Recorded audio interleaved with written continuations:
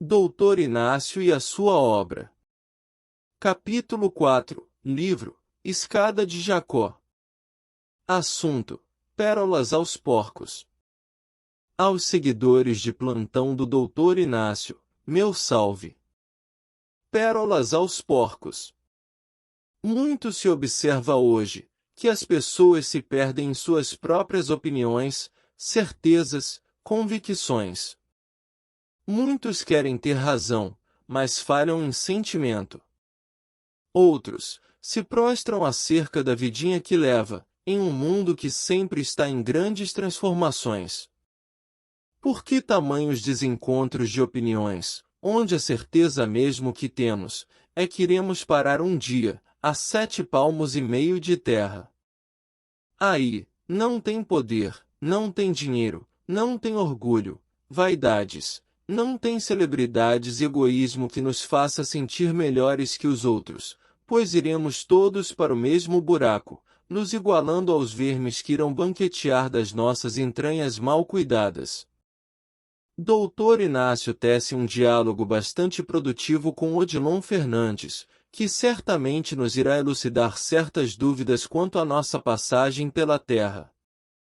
Sabe-se, pelo menos para os mais doutos do comportamento humano espiritual, que somos submetidos à lei do esquecimento não é à toa. Difícil aceitar numa família, pai e filho se reencontrando tendo ciência que um matou o outro por traições, fortuna, heranças, interesses escusos. Mesmo com as antipatias que mormente tenhamos com alguém, até mesmo na própria família, devemos convir de que está de bom tamanho. Essa versão será mais fácil em futuro próximo ser amenizada pelo perdão, do que saber a fundo tamanha antipatia na sua essência. E essa lei do esquecimento também se faz a rigor no mundo dos espíritos, com algumas ressalvas. Vejamos o que nos diz a respeito Odilon Fernandes. Se de súbito, a consciência de nossos erros pretéritos acometessem na vida além da morte, fugiríamos horrorizados de nós mesmos. Por isso ninguém nessa fase de provas e expiações acerbas poderá jogar pedras nos outros, porque todos nós temos culpa no cartório divino. Poucos se perguntam por que o sofrer.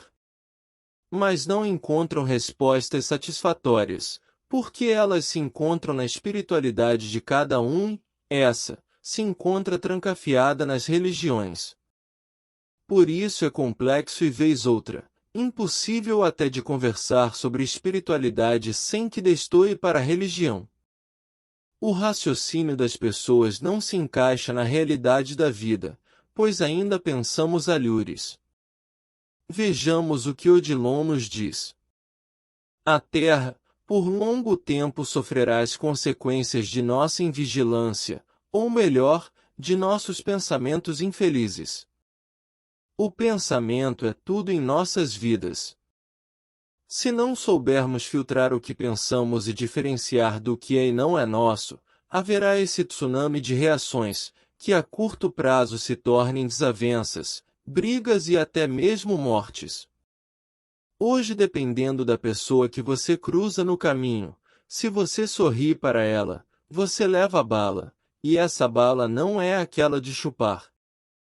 Sempre gosto de dizer em meus comentários, que hoje ninguém erra sem saber. Todos nós temos consciência dos erros que alimentamos e que na maioria das vezes, os colocam em prática tendo consciência do que estamos fazendo. E quem aproveita dessas fragilidades são os espíritos que, deixando o corpo físico, procuram por parceiros que alimentam também de sexo, de drogas, de corrupção e toda imundície que mormente, e em vão para eles, colocamos por debaixo do tapete. Vejamos o que Odilon nos diz a respeito. A grande maioria dos homens desencarnados sentem necessidades das coisas que não desapegaram, continuam vivendo em estreita simbiose com os encarnados, que, mentalmente, os acolhem. É o tal negócio. Muitos que alimentam determinado vício, se prestarem bem atenção em suas atitudes frente a ele, irão notar que em certas ocasiões, você o alimenta maquinalmente em que a sua vontade fica reprimida diante da vontade de terceiros, ou seja, dos espíritos desencarnados. Se não temos controle nos pensamentos, outros espíritos que já sabem manejar a razão de muitos encarnados, deitam e rolam de braçadas em suas vontades mais estapafúrdias. Acreditar neles ou não? É bobagem? Bem, é só observar o que você pensa, fala e faz às vezes. E isso é indiferente de você ser católico, mórmon, umbandista, evangélico, espírita e até mesmo ateu. Eles agem através da sintonia, mínima que seja das suas fraquezas morais, como também existem espíritos benévolos que auxiliam e muito, aqueles que procuram elevar pensamento e sentimento ao nível mais alto para receber seus subsídios de paz e tranquilidade. E isso tudo não deixa de ser mediunidade. Odilon diz uma coisa interessante. Nem todos os que admiramos, por grandes almas são almas grandes, a rigor, a auréola da santidade cabe a muito pouca gente. Por orientação do espírito Crisóstomo, ele me disse certa vez, quando estava estudando os papas da igreja, que todos que não tinham auréolas foram aqueles que mais se aproximaram do povo, principalmente do povo indigente e favelado. E, como castigo, o papado os destituíram da imagem de santos sem as auréolas. Pode? E se caso você for observar, foram poucos papas que tiveram certo sentimento para com esses irmãos desprezados da própria Igreja. Sempre gostei de seguir uma dinâmica de raciocínio, baseada em fontes confiáveis. Não gosto de ficar em cima do muro vendo o mundo pegar fogo. Sou aquele beija-flor que diante de um incêndio na floresta, faz a sua parte, levando no bico uma pequena concha d'água para diminuir o fogo diante de olhares de outros bichos maiores, rechonchudos e preguiçosos só esperando a morte da bezerra num dito popular.